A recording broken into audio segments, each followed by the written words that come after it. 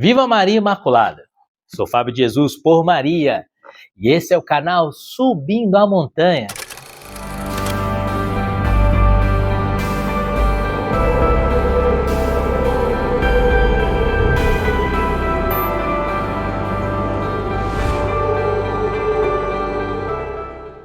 Palavras de vida eterna, o pão da palavra no seu dia a dia, porque não só de pão vive o homem, mas de toda a palavra que provém da boca de Deus.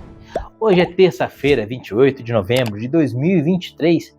O evangelho que a igreja nos propõe está em Lucas, capítulo 21, versículos de 5 a 11. Abra o seu coração. É uma mensagem do céu para você.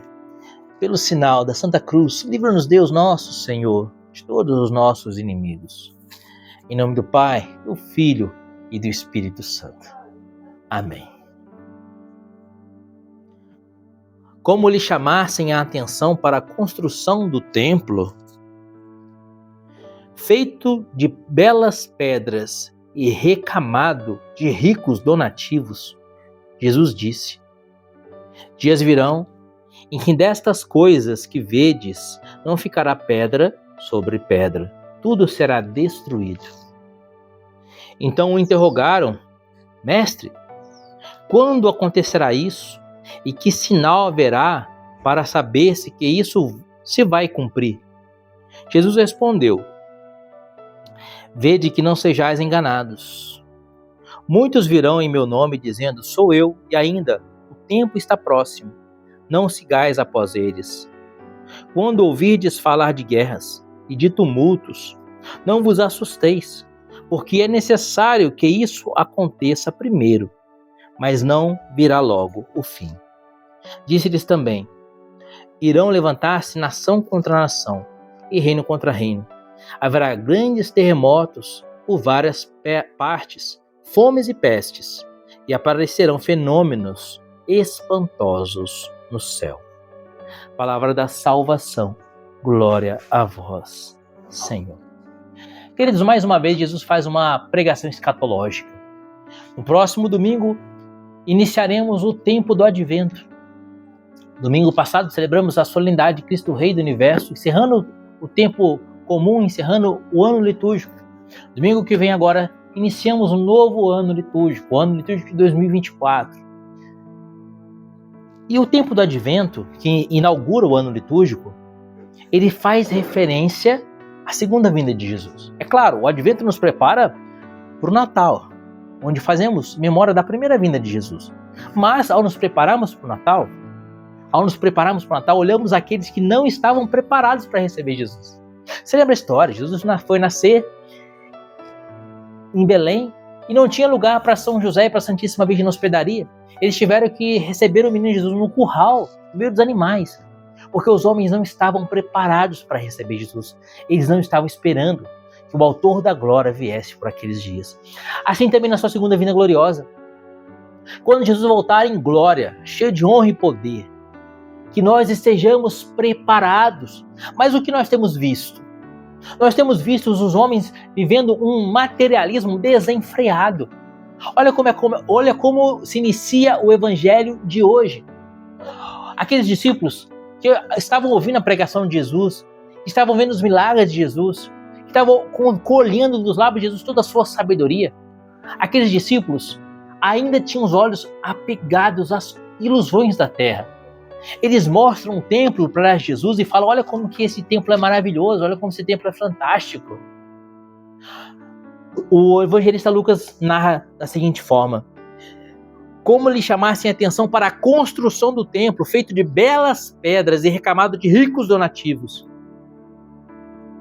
E aí Jesus fala: esse templo, vocês estão admirados por causa da beleza das suas pedras, por causa da riqueza dos seus donativos. Esse templo, repleto de glória, vai passar. Dias virão em que não vai ficar pedra sobre pedra. E foram bem poucos dias após esta pregação de Jesus, porque no ano 70 depois de Cristo, 37 anos depois desse episódio, o templo é destruído completamente e realmente não fica pedra sobre pedra. Queridos, muitas vezes a gente se ilude com os ricos donativos e com as pedras lindas desta vida. E a gente busca a felicidade nas coisas que passam, no materialismo louco. Basta olhar para uma planta. Aqui está uma planta verdinha. Você arranca uma folha dessa planta, amanhã essa folha não está mais verdinha.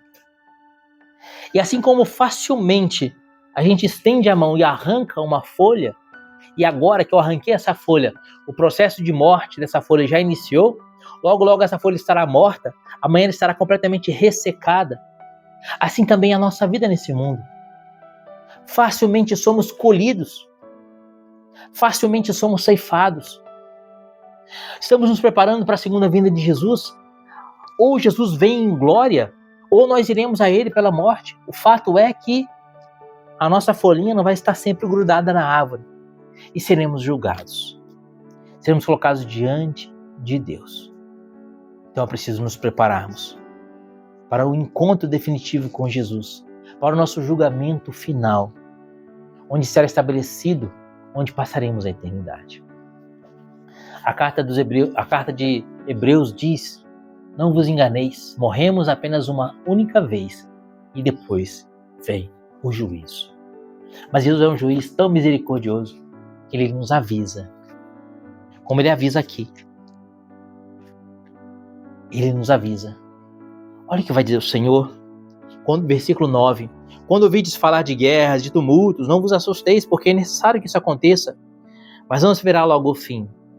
Versículo 10. Irão levantar-se nação contra nação, reino contra reino, haverá grandes terremotos por várias partes, fenômenos e pestes, aparecerão fenômenos espantosos no céu. Jesus mostra que a sua segunda vinda há de ser antecedida por sinais. E a nossa morte, ela é antecedida por sinais, não? Está vendo o meu rostinho aqui? Os cabelos brancos, as rugas no rosto, são sinais que a morte se avizinha. A cada segundo que a gente vive nessa vida, o Senhor vai nos dando sinais. É uma dor na coluna que surge, é uma indisposição intestinal, é um cabelo branco, é uma ruga no rosto, são sinais de que a areia está passando na ampulheta. São sinais.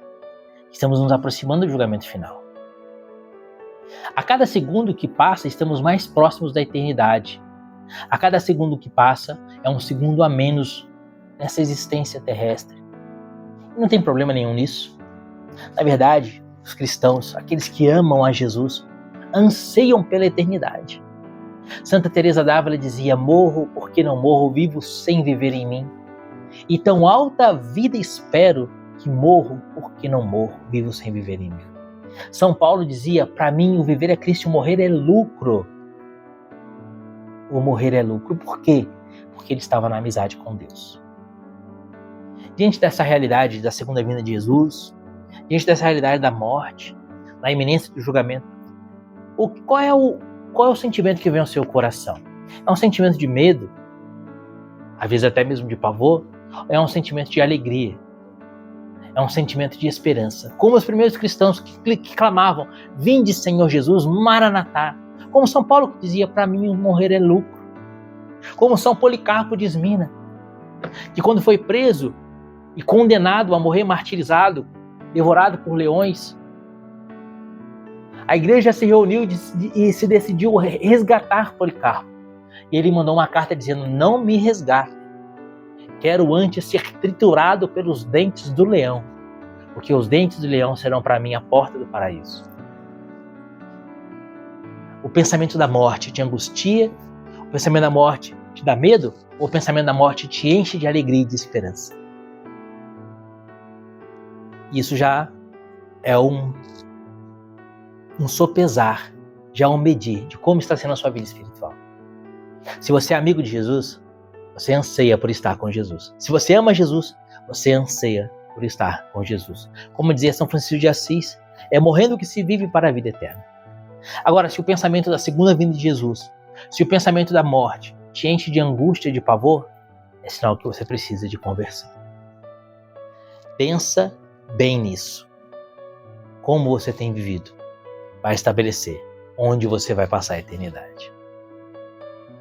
Pensa nisso. e se converte, porque a areia está passando na ampulheta. Que Deus te abençoe e viva Maria Imaculada!